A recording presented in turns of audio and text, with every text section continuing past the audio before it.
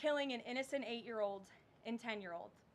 14 other children and 3 adults were also injured during this horrible tragedy.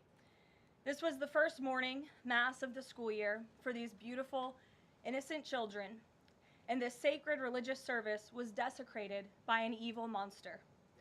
We are all eternally grateful to the heroic law enforcement officers and first responders whose courage and swift response aided all of those impacted by this horrible tragedy.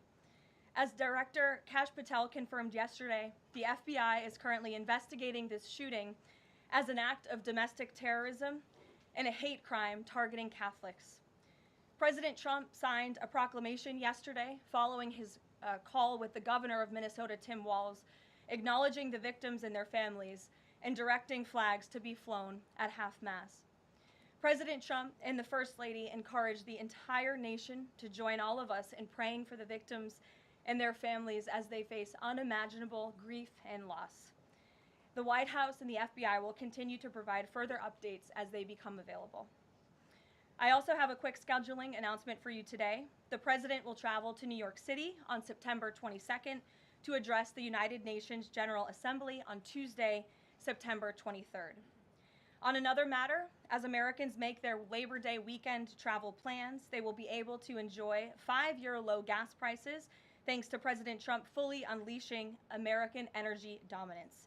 President Trump ended Joe Biden's Green New Scam policies and is delivering on his promise to make America affordable again. These savings at the pump are giving everyday American families more room in their budgets at the end of each month, which is the exact opposite of what we saw under the previous administration. And as we commemorate Labor Day this year, we finally have a president who fights and delivers for the American worker every single day. President Trump believes that American workers are the heart and soul of our economy and our national identity, which is why he's championed an agenda that puts them first always. For decades, the hardworking men and women of our country who built the greatest nation in world history were sold out by selfish, greedy, short-sighted globalists who put our country on a path to economic and cultural ruin. They hollowed out our factories and towns and betrayed the American working class by shipping jobs overseas and importing millions of low-wage migrants to replace American workers. Under President Trump, this national disgrace is over. American workers are, once again, being put at the center of national trade policy, and the dignity of American labor is being defended. As a result, President Trump has already brought in nearly $10 trillion in new private and foreign investments so that the top businesses in the world can create high-paying jobs in America and hire American workers to fill them. In fact, since President Trump took office, the economy has added more than 500,000 new jobs to the workforce. In a stark reversal from the Biden administration, all of that job creation has been driven by private sector growth, and all employment gains have gone to native-born Americans. Wages for blue-collar workers are now rising at the fastest rate in the past 60 years. And the average American worker has already seen a $500 wage increase this year alone. Thanks to the largest middle tax cuts ever signed into law by President Trump, with no tax on tips, no tax on overtime, no tax on Social Security, Americans in all 50 states will keep more of their hard-earned money. The average American taxpayer will see a tax cut of nearly $4,000 because of these pro-growth provisions, according to analysis from the Nonpartisan Tax Foundation. In other news, President Trump continues to deliver on his promise to restore law and order to our nation's capital. Since President Trump's intervention, there have been more than 1,283 arrests right here in the District of Columbia. Total crime in D.C. is down 19%, and violent crime is down 30%. Carjackings in the district are down 67%. Homicides are down 57%. Robberies are down 40%. Motor vehicle thefts are down 32%. And assaults with dangerous weapons are down 23%. And property crime is down 18%. These numbers prove the president's bold actions to make D.C. safe and beautiful again are working, just like he said they would. And that's why on Monday, the president took additional action to sign an executive order taking steps to ensure that cashless bail in Washington, D.C. is eliminated. For too long, D.C.'s reckless cashless bail policies have allowed dangerous criminals to be quickly released which endangers everyone who lives in and visits our wonderful capital. No cash bail has also foolishly forced law enforcement to repeatedly arrest the same offenders over and over again, only for them to be released back into our nation's capital. This is the definition of insanity, and the president is seeking to end it. He also signed a separate executive order addressing the crime emergency in D.C. by instructing the National Park Service to hire additional United States Park Police officers to support public safety, and directing the U.S. Attorney's Office for D.C. to hire additional prosecutors to focus solely on violent and property crimes. So while liberal Democrats across the country continue to double down on their failed soft on crime approach, the American people, including local D.C. leadership, business owners, and residents, are rallying behind President Trump's crime crackdown. According to new polling, 81% of Americans say crime is a major problem in large cities across the country, and a clear majority of Americans believe the president's actions are justified and necessary to reduce crime in these cities. Indu Bhatia, who runs a liquor store a half mile from the White House here just down the street, is one of those Americans who are grateful for President Trump's public safety push. Indu recently told the New York Post that her store was robbed so many times that they had to spend exorbitant sums of money on security, jeopardizing her family's financial future. But thanks to President Trump's strong action, Indu said, quote, "All of my employees, including me, we feel much safer, and even our customers feel really happy when they walk into our store." And just yesterday, Washington, D.C. Mayor Muriel Bowser credited President Trump for surging federal law enforcement personnel and said neighborhoods, quote, "feel and are much safer." We thank Mayor Bowser for her cooperation and her willingness to help us make D.C. safe and beautiful. This entire effort has vindicated what President Trump and law and order advocates have been saying for years, and this is our message to Americans in Democrat-run cities nationwide. Decline is a choice. You don't have to live in constant fear of being robbed, raped, or murdered. Your leaders are lying to you, and they have been failing you for decades. The President Trump approach of upholding law and order by letting our brave men and women in blue actually do their jobs to aggressively fight crime works. In just a few weeks, President Trump has done more for D.C. residents than Democrats did in 50 years. And this can be replicated in other crime-ridden cities across the nation. As President Trump has said, all of these elected officials in charge have to do is pick up the phone and ask for the president and the federal government's help. President Trump doesn't care if they are a Republican or a Democrat leader. He wants Americans to be safe and for every law-abiding American citizen across the country to be able to thrive in their city and in their community. With that, I'll take questions. Here in our new media seat today, we have social media influencer, content creator, Brandon Tatum. Brandon, thank you so much for joining us today. Why don't you kick us off? Karoline, thank you so much for having me. I really appreciate it. And on behalf of everybody that follow me, the millions of people that follow me, I want to say thank you for making the sacrifice and dealing with some of the most disingenuous people on planet Earth at times. I have two questions. The first question is associated with the shooting that occurred the other day. And I want to ask the question of, we know that it's not a gun thing. Any rational person knows it's not a gun thing. We know it's a mental health issue. So I want to know from you, what is President Trump and the White House going to do to address mental health issues around the country associated with these shootings? And the second thing is Chicago. You know, anybody with, and I say, with a connected brainstem knows that Chicago's crime is out of control. And young black men are getting killed, laying dead in the middle of the streets every single day in Chicago. No president has addressed any of these issues. And so what is the White House going to do to address issues in their capacity to deal with the conflict and violence in Chicago? Sure. Well, to your first question about this shooting in Minnesota, right now, the administration is focused on helping the people of Minnesota. It's been less than a day, of course, since this tragedy happened. We have federal law enforcement on the ground assisting local law enforcement. This investigation is ongoing. There's still a lot of facts to understand about these circumstances, and so we're going to continue to do that. As for Chicago and cracking down on crime, It is a priority of this administration to ensure that American cities are safe again, and I'm so glad that you brought up the crime in Chicago, because we've been seeing the governor of Illinois parading out there saying that there's nothing wrong with Chicago. It's a great place to live. There's no crime there. He doesn't need President Trump's help. Well, I think the residents of Chicago beg to differ, and the statistics beg to differ. And I'll just share a few of those statistics with all of you. For 13 consecutive years, Chicago has had the most murders of any U.S. city. This is J.B. Pritzker's legacy, by the way. For 7 consecutive years, Chicago has had the highest murder rate among U.S. cities with more than 1 million people. In 2024, just last year, Chicago's murder rate per capita was 3 times higher than Los Angeles and nearly 5 times higher than New York City. That's more than double the murder rate in Islamabad and nearly 15 times more than Delhi. Out of Chicago's 147,899 reported crimes this year, that's how many crimes have been reported in Chicago since January 1st. There have only been arrests in 16% of them. These numbers are unacceptable.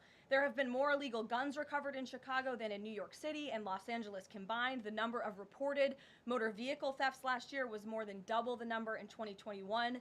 And Chicago has also, just like DC, come under scrutiny over discrepancies in its homicide data reporting. So as bad as these numbers are, perhaps they are even worse. And this is Governor Pritzker's legacy. He should put politics aside. He should pick up the phone and call this president, who would be more than happy to do right by law-abiding American residents in the city of Chicago, and we hope that he will. Gabe, and thanks for being here, Brandon. Gabe. Karoline, thank you so much. First, on the firing of the CDC director, first, Sure. who will replace her? And then also, overnight, the White House said that she did not align with the president's agenda. Dr. Menard's attorneys say that she refused to rubber stamp unscientific, reckless directives and fire dedicated health experts. What specifically did she do wrong? Look, what I will say about this individual is that her lawyer's statement made it abundantly clear themselves that she was not aligned with the president's mission to make America healthy again. And the secretary asked her to resign. She said she would, and then she said she wouldn't, so the president fired her, which he has every right to do. It was President Trump who was overwhelmingly reelected on November 5th. This woman has never received a vote in her life, and the president has the authority to fire those who are not aligned with his mission. A new replacement will be announced by either the president or the secretary very soon. And the president and Secretary Kennedy are committed to restoring trust and transparency and credibility to the CDC by ensuring their leadership and their decisions are more public-facing, more accountable, strengthening our public health system, and restoring it to its core mission of protecting Americans from communicable diseases, investing in innovation to prevent, detect, and respond to future threats. That's the mission of the CDC, and we're going to make sure that folks that are in positions of leadership there are aligned with that mission. And briefly on another topic, alligator Alcatraz. Last week, a judge on an environmental concerns lawsuit said that the administration had 60 days to wind down operations there, state officials did. Now, the administration has not been shy in fighting back against what it calls activist judges, but why is it backing down this time? We're not backing down. We've always said that we are going to continue to fight in the court of law for what's right, because we know that what this administration is doing with respect to all policy, but also immigration policy, is above the books, and we're abiding by our nation's immigration laws. And we think it's despicable that an activist judge has inserted themselves in this migrant detention facility to the point where DHS is now having to relocate these illegal immigrants to other detention facilities around the country. That is an unnecessary burden on the Department of Homeland Security and these agents who should be removing these criminals from our community. That's what the American people elected this president to do. So we've always maintained, Gabe, we're going to comply with court orders, but we're also going to fight back on them on the merits of the law. And DHS is in compliance while we disagree with this decision, and we'll continue to fight it in court. Let's go to... Hey, Go ahead. Thanks so much. So just following up on the CDC firing, Sure. Are you anticipating other changes there at CDC in addition to that firing? And is the administration going through in a very sort of organized fashion? Is there a task force that's going through high-level appointees to see who is or isn't aligned with the mission? Like, should we expect more changes? Not to my knowledge. I understand there were a few other individuals who resigned after the firing of Ms. Monarez. One of those individuals wrote in his departure statement that He identifies pregnant women as pregnant people. So that's not someone who we want in this administration anyway. So if people are not aligned with the president's vision and the secretary's vision to make our country healthy again, then we will gladly show them the door. Caroline, can I just Go to the back. Thank Yes. you, Caroline. Go behind you, Andrew. Go ahead. Oh, thank you, Caroline. The military deployment that President Trump has sent to the Caribbean Sea close to the shores with Venezuela is massive. It's much more that is needed to simply counter narcotics operations. Is President Trump considering launching military strikes to military installments or facilities in Venezuelan soil? I won't get ahead of the president with respect to any military action or questions about that ever. But what I will tell you is that many Caribbean nations and many nations in the region have applauded the administration's counter-drug operations and efforts, and the president is prepared to use every element of American power to stop drugs from flooding into our country and to bring those responsible to justice. And as I've said from this podium before, the Maduro regime is not the legitimate government of Venezuela. It is a narco-terror cartel. Maduro is not a legitimate president. He is a fugitive head of this drug cartel. He has been indicted in the United States for trafficking drugs into our country, and it is the utmost responsibility of this president and this administration to prevent the illicit flow of drugs into our country and to protect citizens from those deadly poisons. Reagan. Thanks, Caroline. I have two questions for you. Sure. Democrats, including former White House Press Secretary Jen Psaki and Minneapolis Mayor Jacob Frey, attacked prayer and pushed gun control in the aftermath of yesterday's shooting. What's the White House's response to their comments? Yes, I saw the comments of my predecessor, Ms. Psaki, and frankly, I think they're incredibly insensitive and disrespectful to the tens of millions of Americans of faith across this country who believe in the power of prayer, who believe that prayer works, and who believe that in a time of mourning like this, when beautiful young children were killed while praying in a church, it's utterly disrespectful to deride the power of prayer in this country, and it's disrespectful to the millions of Americans of faith. And I would encourage Ms. Psaki to pray for these families themselves who need it right now more than ever. My second question for you is that there have been media outlets who have glazed over the fact that the shooter was confused in their gender identity. Does the administration believe that this element needs to be investigated in the shooting? All of the elements are being investigated in the shooting, absolutely. Which is why part of the reason the FBI director came out and immediately confirmed that facet of the investigation. John. Thanks a lot, Caroline. Two questions on two separate issues. First of all, the drone and missile strikes that took place overnight in Ukraine. General Keith Kellogg, the president's special envoy, has described these attacks as egregious. Do you agree with that description, and do you view President Putin as an impediment to getting peace between these two countries? Well, it's not about if I agree, it's about what the president thinks, and I know what the president thinks because I talked to him about this. He was not happy about this news, but he was also not surprised. These are two countries that have been at war for a very long time. Russia launched this attack on Kyiv, and likewise, Ukraine recently dealt a blow to Russia's oil refineries. They have taken out, as a matter of fact, 20% of Russia's oil refinery capacity over the course of their attacks throughout the month of August. So the president is continuing to watch this intently, and this killing, unfortunately, will continue as long as the war continues, which is why the president wants it to end. And that's why he's worked harder than anyone to end this war, which would have never started if he were president. But perhaps both sides of this war are not ready to end it themselves. The president wants it to end, but the leaders of these two countries need it to end and want it to end, must want it to end as well. And I think the president will make some additional statements on this later. My second question has to do with, Carrie. I just had one more, if I may. It has to do with the president's intention to remove Lisa Cook as a member of the Federal Reserve Board. He is going or acting upon allegations that have been made by Trump administration official Bill Pulte. These are just allegations. She hasn't been convicted yet of any crime. Is the administration opposed to allowing Ms. Cook to have due process, to challenge what has been alleged against her?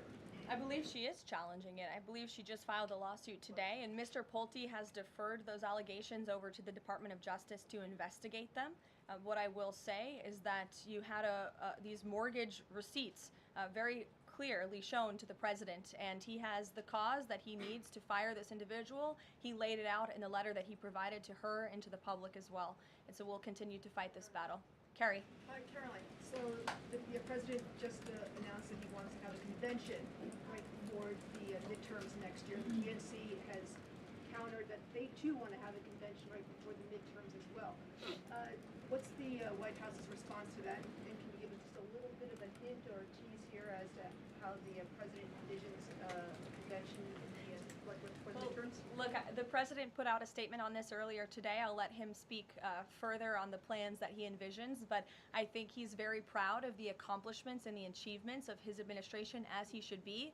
The most secure border in United States history, a crackdown on crime here in our nation's capital, an attack or a reversal of the attack on our energy industry from the previous administration. As I just pointed out to you, gas prices today, this Labor Day, are the lowest they've been since Labor Day in 2020. Our economy is bringing in trillions of dollars in revenue from all over the world again. So there's so much for Republicans and for the president and for Americans across the country to be proud of, and I think the president wants to see that celebrated. But for any further details on this as they come, we'll provide you with them. Iris. Thank you, Caroline. 2 questions on the shooting. What's the administration's message to some concerned parents across the country who might be now worried about their kids' safety in light of the latest incident? We completely and totally understand the concerns of parents across the country. This tragedy it's heartbreaking. As a parent myself, there are no words to describe just the heartbreak that these families must be enduring, which is why the president and the first lady have encouraged everyone to continue to pray for these families and these victims. And it's why this administration is focused on removing public safety threats from our communities. And in fact, I can share with all of you that last night in Washington, D.C., when arrests were being made, there was an arrest of a juvenile right here in D.C. in Ward 7 for threats to kidnap and injure, receiving stolen property, possession of a large capacity feeding device, unlawful possession of firearms and ammunition. A search warrant was executed, 7 firearms were recovered, and the juvenile was arrested after an investigation was initiated based on social media posts allegedly threatening violence towards a school. So this was a juvenile who was a risk to not just himself, but the community here in Washington, and he was removed from the community last night because of the law enforcement efforts of this administration. And I would also point to the statement of our wonderful First Lady that she released yesterday. She wrote, "The tragic mass killing in Minnesota illuminates the need for preemptive intervention in identifying school shooters. Early warning signs are often evident, with many individuals exhibiting concerning behaviors and making violent threats online prior to their actions. We encourage all Americans, as the old saying goes, if you see something, say something. If you see warning signs or threats, report it to law enforcement. This administration, federal law enforcement, will take those reports and those threats seriously. They will be treated as a law enforcement emergency, and we will act accordingly." And on the First Lady's statement, would the administration consider ramping up resources on these fronts to parents and schools across the country to help them look into these signs and prevent more tragedies? It's a very fair question, Iris. As for any potential future policy decisions or funding questions, it's just been over 24 hours since this tragedy occurred. Right now we're focused on the FBI and their investigation and uncovering all the facts, and we'll leave those very important policy discussions to another day. Thank you, Caroline. Go ahead. Megan. I had a question about the Lisa Cook lawsuit that you mentioned. Does the president plan to wait until that lawsuit is resolved to appoint her replacement? I will leave that to the president to make that decision in that announcement himself. Brian. Thank you, Caroline. 2 questions. Bouncing off the CDC, situation at CDC, I'm curious if administration officials are pushing back on the president's agenda, privately, publicly, however, should they fear to lose their jobs going forward? Look, I think if you're doing your job well, and if you are executing on the vision and the promises that the president made to the public who elected him back to this office, then you should have no fear about your job. Just do your job. That's what this president wants to see. He wants to see people solving problems. He wants to see the people who have the privilege of serving the American taxpayer and the federal government abiding by the wishes of the American taxpayers who overwhelmingly reelected him in this cabinet to make America great again, or in this case, make America healthy again. On the Intel deal, where the U.S. got a stake in that company, there's two things I want to ask about that. The first is, what did the U.S. get back in return for that deal? And the second thing is, what are the future plans for giving any form of money to another company? It could be through the CHIPS Act, like this deal, or some other form of funds. What are the plans there by this White House administration? Well, look, as you know, Brian, very well, because you cover it often, the Intel deal is still being ironed out by the Department of Commerce. The T's are still being crossed, the I's are still being dotted. It's very much still under discussion. But the president's thinking, I can share with you, is certainly to ensure that the United States government is making our country wealthy again and is benefiting from some of these deals. And it's a creative solution. I know it's outside the box thinking, which is uncommon in this city, but it's something that he proposed and something that the Secretary of Commerce is working on putting into action.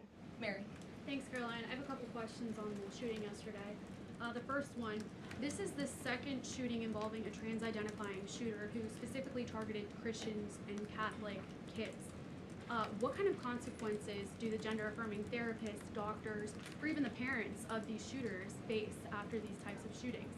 Well, as for the parents and potential therapists in this case, again, all of that is still currently being investigated by the FBI. I know the Secretary of Health and Human Services this morning said that HHS is investigating perhaps links between some of these drugs and these prescription drugs that some of these minors may be taking and an increase in violence. And obviously we have mental health problems in this country that this administration and Secretary Kennedy will continue to speak out about in the work that we're doing to solve it. Thank you. And just to follow up, I've seen a lot of calls for action, among these lawmakers saying that we shouldn't just be praying. One that I've seen on the right actually is calls for the FBI to institute a new class of domestic terrorism that involves trans ideology. Is that something that the administration would support? I would have to check with the appropriate people on that. Caroline.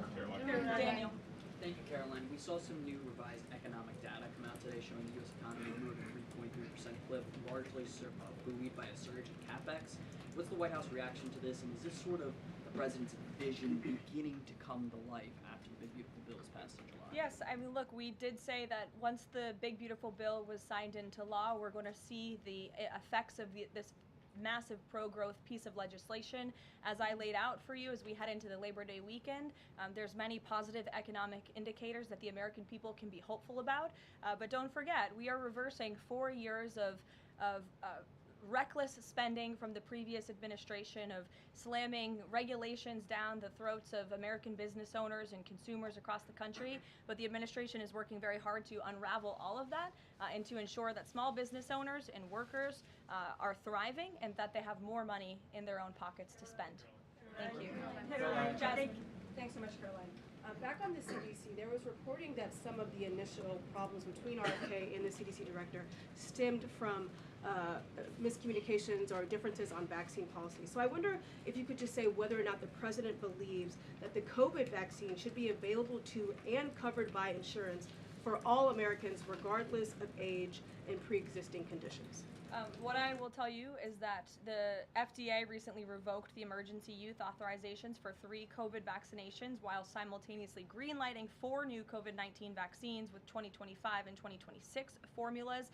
The reason for the revocation of that emergency use authorization is because obviously the COVID pandemic and the public health emergency is over. But just to correct the record, because there's been a lot of misinformation on this, the FDA's decision does not affect the availability of COVID vaccines for Americans who want them. We believe in individual choice. That's a promise both the president and the secretary have made, and it's a promise they have now delivered on. Question, if I could, Caroline. Second question, if I could. Sorry.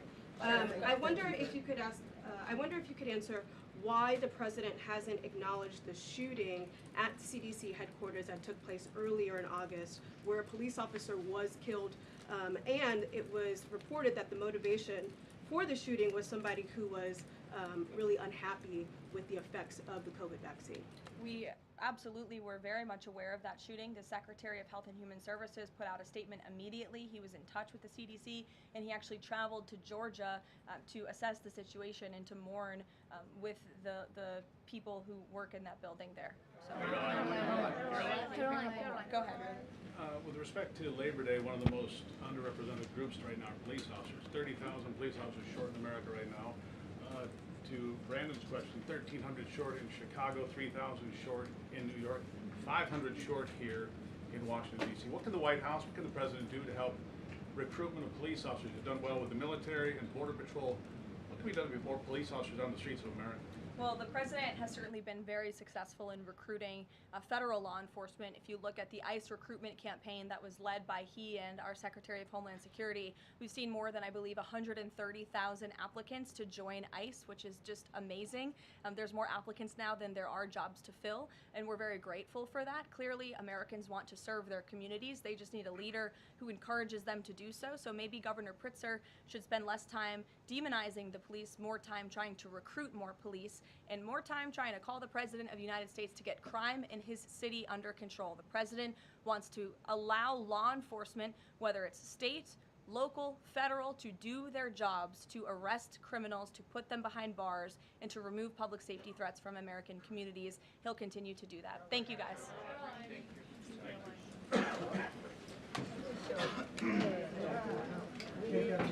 How many meetings